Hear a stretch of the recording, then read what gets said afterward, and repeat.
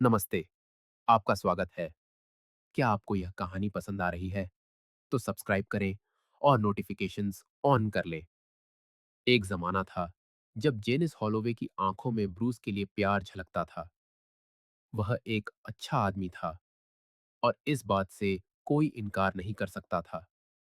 मेहनती, वफादार और एक ऐसा पति जो घर को व्यवस्थित रखने और उनकी जिंदगी को एक आरामदायक ढर्रे पर बनाए रखने की पूरी कोशिश करता था। लगभग हर रात सोने से पहले वह जेनिस के लिए उसकी पसंदीदा चाय बनाता था। उसे छोटी छोटी बातें, जरूरी तारीखें सब याद रहती थीं। वह जेनिस के बालों की तारीफ करना कभी नहीं भूलता था, तब भी जब खुद जेनिस को आईने में कुछ खास नजर नहीं आता था। लेकिन सालों बाद जो चीजें कभी दिल को लुभाती थीं, अब बहुत ज्यादा प्रिडिक्टेबल लगने लगी थीं। वह खुद को चुपचाप अतीत को याद करते हुए पाती। उसे उनकी पहली मुलाकातें याद आती, वे फोन कॉल्स जो उन्हें रात भर जगाए रखती थीं, वे जज्बाती मैसेज, सड़क पर चुराए गए वो चुंबन, उनकी शादी जो सम्मान और भरोसे की नींव पर टिकी थी, अब बस कामों और जिम्मेदारियों की एक लंबी सूची बनकर रह गई थी। रात का खाना, टीवी, बिल, किराने की खरीदारी, डॉक्टर से मुलाकात, रिटायरमेंट की प्लानिंग। ब्रूस उसके लिए कभी नहीं बदला, लेकिन जेनिस को महसूस हुआ कि उसके अंदर कुछ बदल गया है, कुछ ऐसा जिसे वह समझा नहीं पा रही थी। जैसे उसके अंदर का कोई हिस्सा सालों से सोया हुआ था और अब अचानक जाग उठा हो, ध्यान मांग रहा हो, एक भूले हुए दिल की तरह जोर जोर से धड़क रहा हो। यह सब धीरे धीरे शुरू हुआ। पहले बिखरे हुए ख्याल आए, फिर ऐसी तुलनाएं होने लगीं जिनसे बचा नहीं जा सकता था। वह सड़क पर युवा जोड़ों को देखती और सोचती कि पहले चीजें कितनी अलग थीं। फिर जिज्ञासा ने जन्म लिया। क्या अब भी कोई उसे चाहता है? क्या अब भी कोई उस पर ध्यान देता है? क्या वह अब भी किसी ऐसे इंसान में दिलचस्पी जगा सकती है जो उसकी पूरी कहानी नहीं जानता, जो उसे सिर्फ एक पत्नी या मां के रूप में नहीं देखता? ये सवाल उसके दिमाग में ज्यादा देर तक नहीं टिकते थे, लेकिन वे खास पलों में लौट आते थे, जैसे जब वह काम पर जाने से पहले आईने में देखती या जब कोई जानने वाला अचानक उसकी तारीफ कर देता। असल में सब कुछ एक बिजनेस ट्रिप के दौरान शुरू हुआ।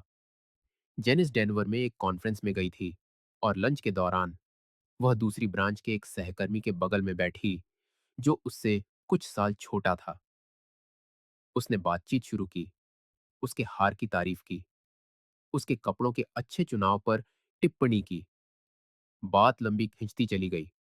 वाइन ने मदद की और रात खत्म होते होते जेनिस ने होटल के बार में जाने का उसका न्योता स्वीकार कर लिया। उस दिन कुछ नहीं हुआ, लेकिन किसी की नजरों में फिर से खास बन जाने का एहसास, किसी में जिज्ञासा जगाने का अनुभव ही काफी था कि कुछ दिनों बाद उसने उस आदमी को मैसेज भेजना शुरू कर दिया। जल्द ही वे दोनों फिर मिले। इस बार कोई झिझक नहीं थी। जेनिस को लगा जैसे वह फिर से जिंदा हो गई है। मैसेज छिपाते हुए, रिकॉर्ड डिलीट करते हुए, अपने फोन का पासवर्ड बदलते हुए वह खुद से यही कहती थी। अपराधबोध होता था, जरूर होता था, लेकिन एक अंदरूनी सफाई उसे दबा देती थी। यह बस एक पल था, एक बार की गलती, ऐसा कुछ भी नहीं जो ब्रूस के लिए उसकी भावनाओं को बदल दे।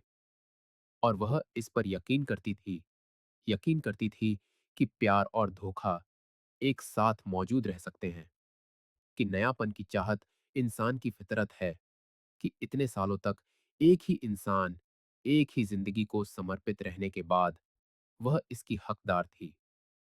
वह पहला अनुभव एक दरवाजे की तरह था। जल्द ही दूसरी बातचीत, दूसरी मुलाकातें, दूसरे नाम सामने आए। उसने मुलाकातों को अपने शेड्यूल में फिट करने के लिए तरकीबें बनाई, आखिरी मिनट की मीटिंग्स का बहाना बनाया, कंपनी के झूठे इवेंट्स गढ़े, गैर मौजूदगी को सही ठहराने के लिए थकान का नाटक किया। ब्रूस को कभी शक नहीं हुआ। वह हमेशा की तरह वही आदमी बना रहा, दयालु, मददगार, उस औरत पर पूरी तरह भरोसा करता रहा जिसके साथ उसने अपनी जिंदगी के लगभग 3 दशक बिताए थे।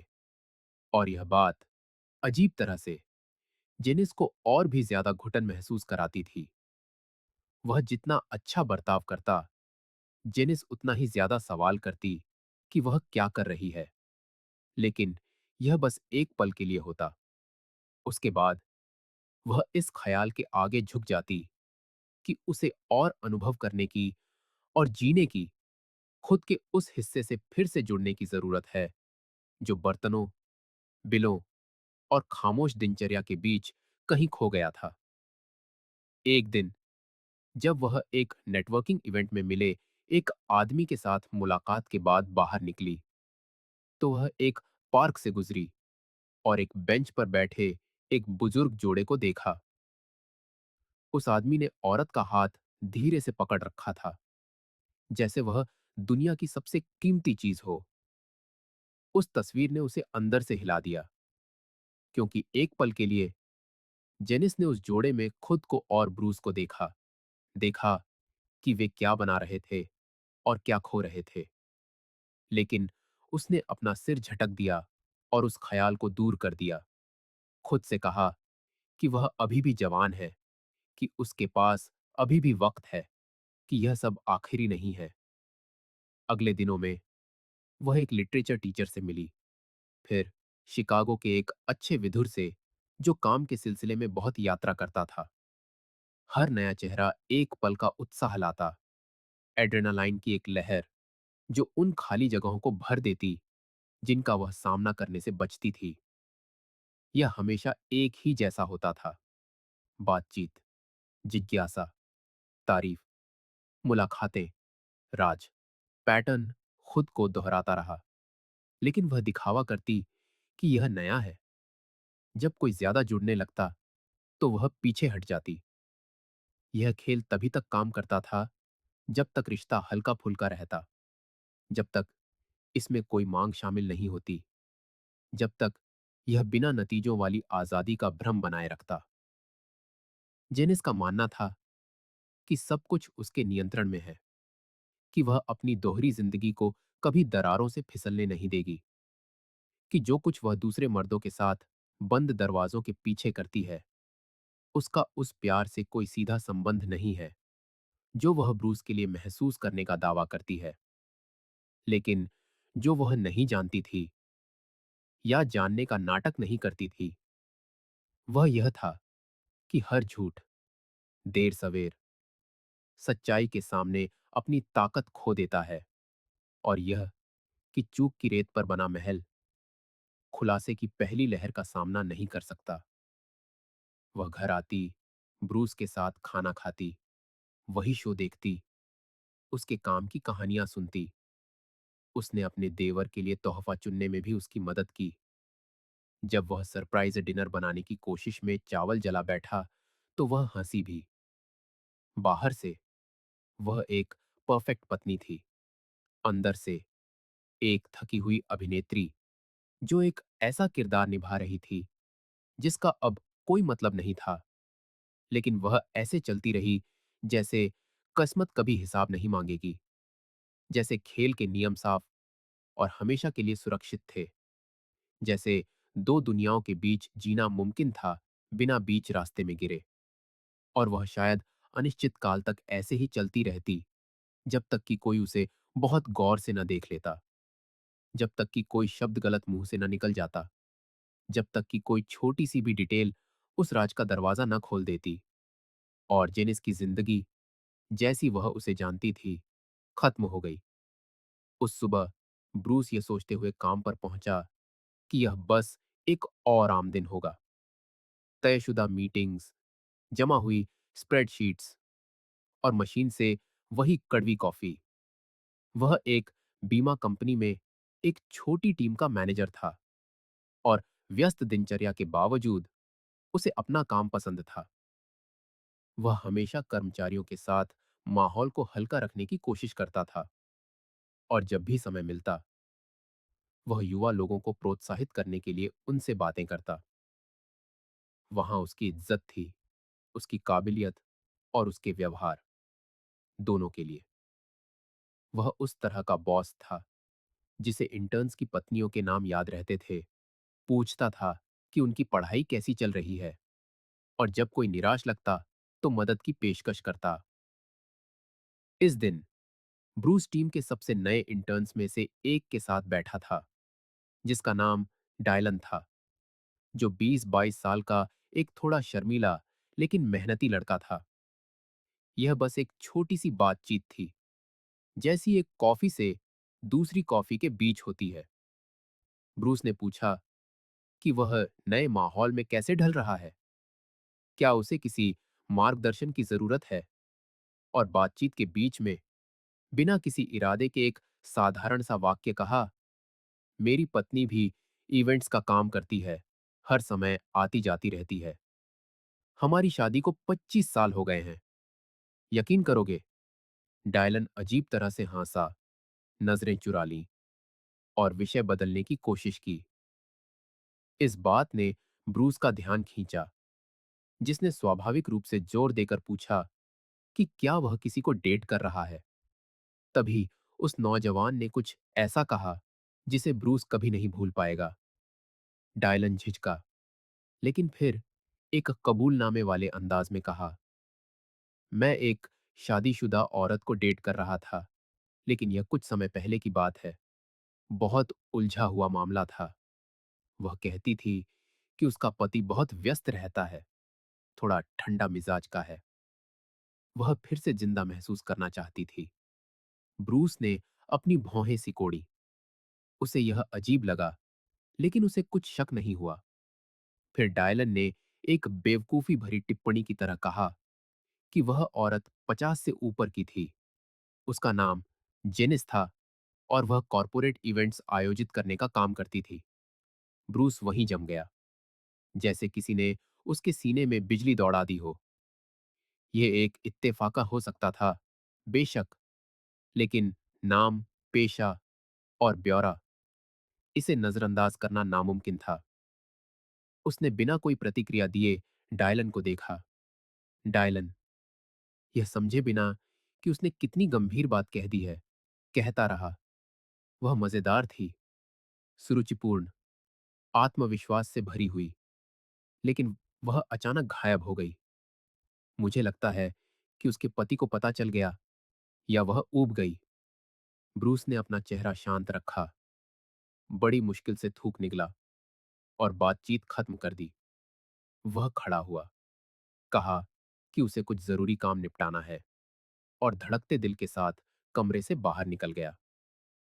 वह बयान बेतुका रूप से सच लग रहा था और टुकड़े क्रूर सटीकता के साथ जुड़ रहे थे।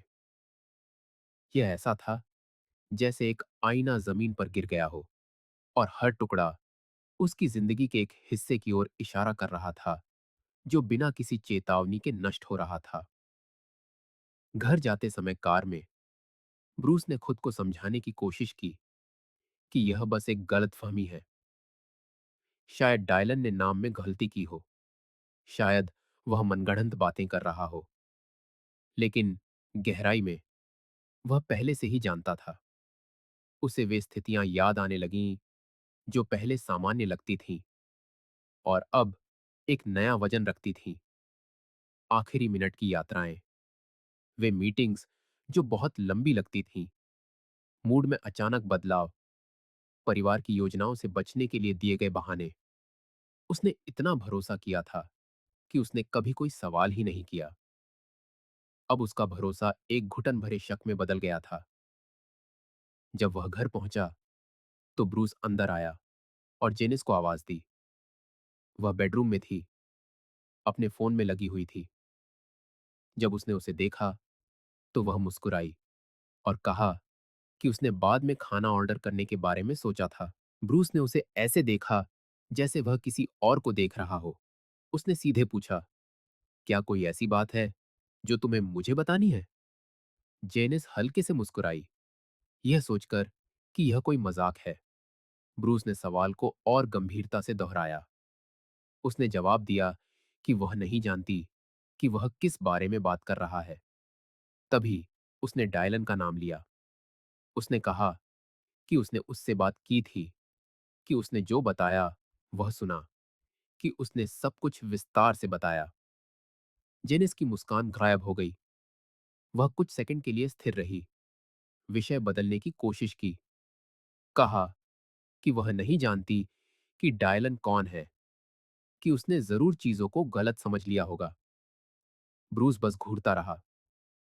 वह चिल्लाया नहीं, कोई तमाशा नहीं किया, लेकिन उसकी आंखों में कुछ ऐसा था जो बहुत भारी था। जेनिस, यह महसूस करते हुए कि झूठ बोलना बेकार है, सिर झुका लिया और कबूल कर लिया। एक बार में सब कुछ नहीं, बल्कि टुकड़ों में, जैसे कि नुकसान को मापने की कोशिश कर रही हो। कहा कि वह कुछ समय से उलझन में थी, कि वह खुद को अनदेखा महसूस कर रही थी, कि उसे कुछ अलग चाहिए था। ब्रूस ने बिना टोके हर शब्द सुना। जब उसने बात खत्म की, तो उसने सिर्फ एक सवाल पूछा, क्या सिर्फ वही लड़का था? जेनिस झिझकी, एक गहरी सांस ली और कहा, नहीं। वह नहीं शब्द उसके सीने में गोली की तरह चुभा। उसने दूसरों के बारे में अस्पष्ट रूप से बात की, जैसे कि वह उसे कम करके आंकना चाहती हो। लेकिन ब्रूस अब और डिटेल्स नहीं सुन रहा था। सबसे ज्यादा तकलीफ इस बात की थी कि वह कैसे बोल रही थी, इसे सही ठहराने की कोशिश कर रही थी, जैसे कि यह एक जरूरी प्रक्रिया का हिस्सा हो, जैसे कि उन्होंने जो कुछ भी साथ जिया था वह स्वाभाविक रूप से घिस गया हो, जैसे कि बहुत ज्यादा स्थिर, बहुत ज्यादा मौजूद, बहुत ज्यादा प्रिडिक्टेबल होने के लिए वह भी दोषी था। उसने सब कुछ चुपचाप सुना, फिर उठा और मेहमानों के कमरे में चला गया। दरवाजा बंद कर लिया। रात वहीं बिताई, लेटा हुआ छत को घूरता रहा। उन हर जन्मदिन के बारे में सोचा जो उन्होंने मनाया था, उन यात्राओं के बारे में जो उन्होंने की थीं, उन वादों के बारे में जो किए थे, उन संदेशों के बारे में सोचा जो उसने उसे लिखे थे, उन प्यार भरे नोटों के बारे में जो उसने घर में छोड़े थे। उसने अपनी शादी के बारे में ऐसे सोचा जैसे कोई पुरानी फिल्म के बारे में सोचता है, जो बिना किसी चेतावनी के खत्म हो जाती है। स्क्रीन अचानक काली हो जाती है। अगली सुबह उसने कुछ कपड़े पैक किए, अपने दस्तावेज लिए और बिना एक और शब्द कहे घर से निकल गया। वह धोखा जो महीनों से छिपा हुआ था, अब घर के हर कोने में गूंजती एक चीख थी। ब्रूस के पास कोई योजना नहीं थी, नहीं जानता था कि वह कहां रहेगा, आगे क्या करेगा। बस इतना जानता था कि वह वहां नहीं रह सकता। वह घर जो कभी स्थिरता का प्रतीक था, अब एक बुरे सपने का मंजर था। हर कोने में बहुत सारी यादें थीं और उसे इससे पहले कि इन सब का वजन उसे पूरी तरह से कुचल दे, दूर जाना था। बिना किसी मंजिल के गाड़ी चलाते हुए उसने निराशा का कड़वा स्वाद महसूस किया। उसने अपनी पूरी जिंदगी किसी ऐसे व्यक्ति को दे दी थी जिसने किसी मोड़ पर उसे देखना बंद कर दिया था। और सबसे बुरी बात, उसे यह एहसास तक नहीं हुआ कि ऐसा कब हुआ। ब्रूस ने पहले कुछ दिन एक साधारण से होटल में रुककर बिताए। ठीक से सो नहीं पाता था, कम खाता था, फोन कॉल से बचता था। वह अभी भी अपने दिमाग में सुनी और देखी हर चीज को व्यवस्थित करने की कोशिश कर रहा था, लेकिन यादें बेतरतीब तरीके से उसके विचारों पर हमला कर रही थीं। जेनिस ने उसके अंदर कुछ ऐसा तोड़ दिया था जिसे वह ठीक करना नहीं जानता था। फिर भी उसने अपना संयम बनाए रखा, दस्तावेज इकट्ठा किए, एक सहकर्मी द्वारा सुझाए गए एक वकील से संपर्क किया और घोषणा की कि वह तलाक के लिए अर्जी देगा। उसने न तो कोई नाटकीय संदेश भेजे, और न ही कोई पत्र लिखा। वह आहत था, लेकिन दृढ़ था। जो कुछ भी उनके बीच था, वह खत्म हो गया था और वह इससे सम्मान के साथ बाहर निकलना चाहता था, भले ही अंदर से वह टुकड़ों में था। इस बीच जेनिस को समझ नहीं आ रहा था कि उसकी खामोशी का क्या करे। उसने कुछ संदेश भेजकर पूछा कि क्या वह ठीक है, कहा कि वह बात करना चाहती है। उसने एक बार फिर सफाई देने की कोशिश की, यह कहते हुए कि वह अब भी उससे प्यार करती है, कि वह खोई हुई महसूस कर रही थी, कि यह सब अनजाने में हो गया। ब्रूस ने कोई जवाब नहीं दिया। एक हफ्ते के बाद उसने जोर देना बंद कर दिया। समझ गई कि वह वापस नहीं आएगा। दंपति के बच्चों, अमांडा और चार्ल्स को कुछ दिनों बाद पता चला। अमांडा अपने मंगेतर के साथ दूसरे शहर में रहती थी और चार्ल्स अभी भी कॉलेज के पास दो रूममेट्स के साथ एक अपार्टमेंट साझा करता था। ब्रूस उन्हें व्यक्तिगत रूप से बताना चाहता था, लेकिन चूंकि जेनिस ने एक कॉल के दौरान अमांडा से इसका जिक्र कर दिया, तो खबर उन तक फोन पर पहुंची। अमांडा हैरान थी। हमेशा सोचती थी कि उसके माता-पिता की शादी उस तरह की है जो हमेशा चलती है। उसने समझने की कोशिश की कि क्या हुआ था, लेकिन जेनिस ने सब कुछ नहीं बताया। सिर्फ इतना कहा कि वे एक मुश्किल दौर से गुजर रहे हैं और उसके पिता को कुछ समय चाहिए। फिर अमांडा ने ब्रूस को फोन किया और हालांकि उसे इस मुद्दे पर बात करने में दर्द महसूस हुआ, लेकिन वह ईमानदार था। उसने उसे बताया कि जेनिस दूसरे लोगों के साथ शामिल हो गई थी और चाहे कितना भी दर्द हो, वह शादी को जारी नहीं रख सकता। चार्ल्स ने ज्यादा ठंडेपन से प्रतिक्रिया दी, हमेशा ज्यादा अंतर्मुखी, ज्यादा ध्यान से चीजों को देखने वाला। उसने ब्रूस को एक छोटा संदेश भेजा जिसमें कहा गया था कि वह उसके साथ है। बाद में उसने अपनी मां को फोन किया। बातचीत रूखी थी। उसने यह नहीं कहा कि वह उससे नफरत करता है, लेकिन यह साफ कर दिया कि वह निराश है। कहा कि उसने बचपन से संजोई एक तस्वीर को तोड़ दिया है। जेनिस ने तर्क देने की कोशिश की कि चीजें उतनी सरल नहीं थीं, लेकिन चार्ल्स ने फोन काट दिया। उसके बाद उसने हफ्तों तक उससे बात नहीं की। घर के बारे में फैसला अलगाव प्रक्रिया की शुरुआत में ही हो गया था। जेनिस ने अपने वकील से कहा कि वह वहीं रहना चाहती है और संपत्ति में ब्रूस का हिस्सा खरीदने को तैयार है। वह जानती थी कि वह उस जगह से कोई संबंध नहीं रखना चाहेगा और वह सही थी।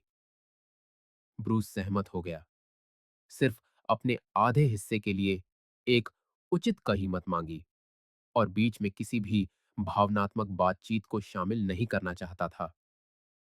वह बस सब कुछ जल्दी और साफ सुथरे तरीके से हल करना चाहता था। उसके वकील ने एक ज्यादा संतुलित समझौते का सुझाव दिया था, जहां दोनों कुछ समय के लिए संपत्ति पर अधिकार रखते, लेकिन जेनिस ने मना कर दिया। वह इसे जल्दी निपटाना और शर्मिंदगी से बचना चाहती थी। उसने ब्रूस के हिस्से का भुगतान दंपति की बचत के एक हिस्से से किया। घर और कार अपने पास रखी। ब्रूस ने सिर्फ अपनी गाड़ी, कुछ निजी सामान और पुराने मेहमान कमरे का फर्नीचर लिया, जिसे उसने खुद ही खोला और ट्रंक में रखा। कोई लड़ाई नहीं हुई, कोई बहस नहीं, कोई मोल भाव नहीं। यह बस किसी ऐसी चीज का अंत था जो पहले ही नष्ट हो चुकी थी। ब्रूस ने शांति से काम किया, लेकिन अंदर ही अंदर वह 5 सालों के यादों में बदल जाने का बोझ ढो रहा था। और जेनिस भले ही घर के साथ रह गई, उसे लगा कि जो ज्यादा सम्मान के साथ जा रहा है, वह ब्रूस ही है। कागजों पर हस्ताक्षर करने का दिन खामोश था। दोनों के साथ उनके वकील थे, एक दूसरे के बगल में बैठे, बिना कोई शब्द कहे। इतने परिचित चेहरों को अजनबियों की तरह व्यवहार करते देखना अजीब था। लगभग 3 दशकों तक उन्होंने सब कुछ साझा किया था और अब वे मुश्किल से एक दूसरे को देख पा रहे थे। जब जज ने तलाक की पुष्टि की, तो ब्रूस ने बस हस्ताक्षर किए और चला गया। जेनिस कुछ और मिनटों के लिए कमरे में रुकी रही, जैसे उम्मीद कर रही हो कि कुछ बदल जाएगा, जैसे उम्मीद कर रही हो कि वह उससे कोई अलग वाक्य सुनेगी। लेकिन कहने के लिए और कुछ नहीं था। ब्रूस ने काम से कुछ किलोमीटर दूर एक छोटा सा अपार्टमेंट किराए पर ले लिया। एक मेज, एक बिस्तर और बच्चों के साथ कुछ तस्वीरें रखीं। उसने उन फोटो फ्रेमों को भी रखा जिनमें सिंथिया एक नर्स थी। 2 साल पहले उसका तलाक हो चुका था और उसकी आंखों में भी वही भावनात्मक जख्म था जो ब्रूस के सीने में था।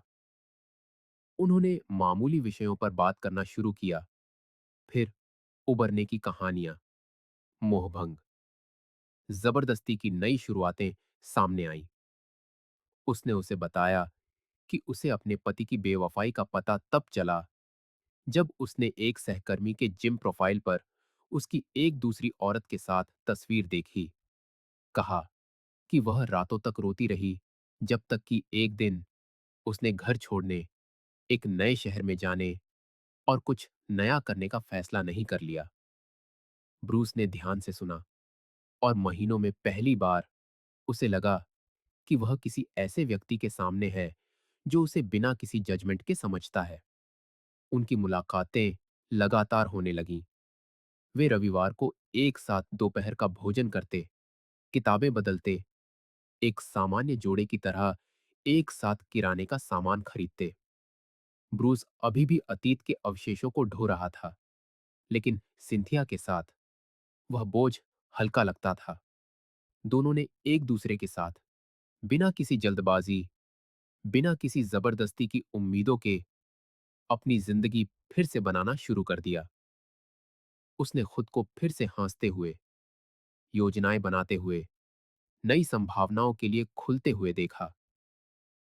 इस बीच जेनिस उस घर में अकेली रहती रही जहां वे सालों तक रहे थे। बच्चे उससे मिलने में समय लगाते।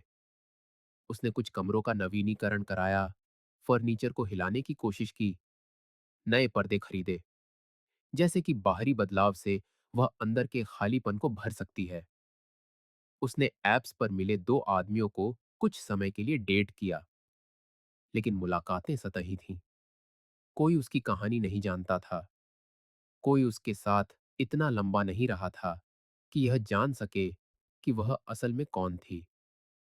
और गहराई में किसी के साथ गहरे जुड़ाव की यह कमी उसे कल्पना से ज्यादा भारी पड़ने लगी थी। जो कुछ भी उसने आवेगी फैसलों के आगे झुककर खुद को फिर से खोजने का नाम दिया था, वह अब विकल्पों के एक उलझे हुए रास्ते की तरह लग रहा था।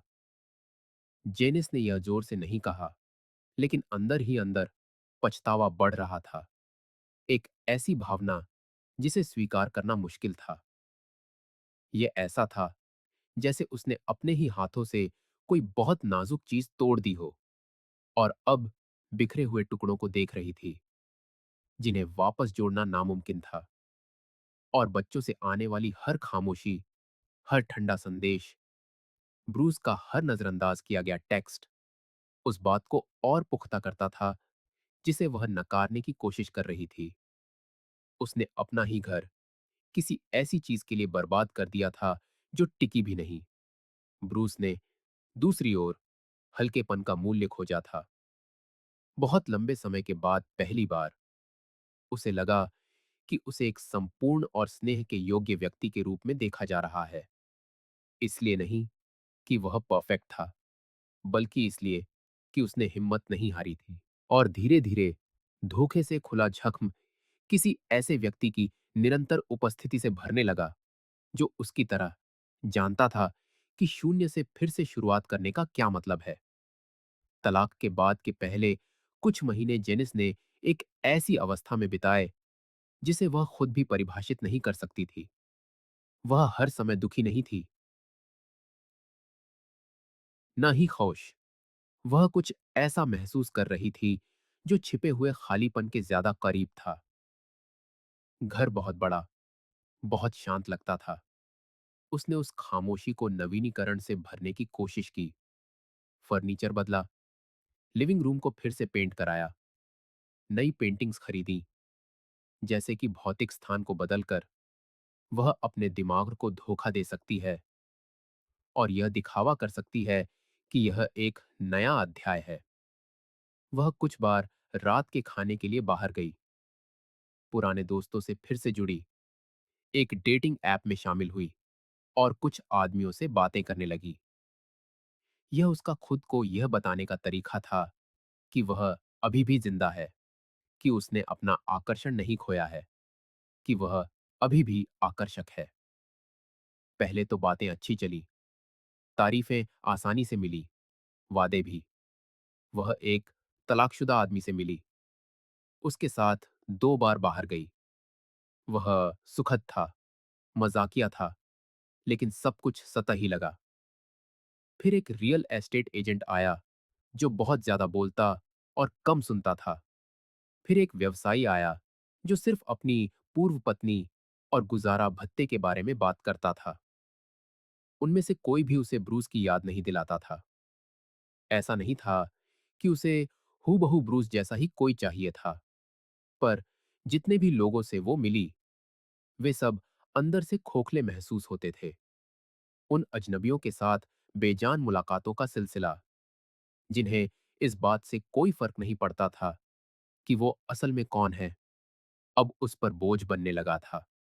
इसके बावजूद वो कोशिश करती रही, क्योंकि उसे रुक जाने और पहले से भी ज्यादा अकेले पड़ जाने का डर था। एक बार वीकेंड पर वो अकेले पास के एक शहर घूमने गई। उसने एक कमरा बुक किया, टूरिस्ट की तरह शहर घूमा, सोशल मीडिया पर पोस्ट करने के लिए कुछ तस्वीरें खींची।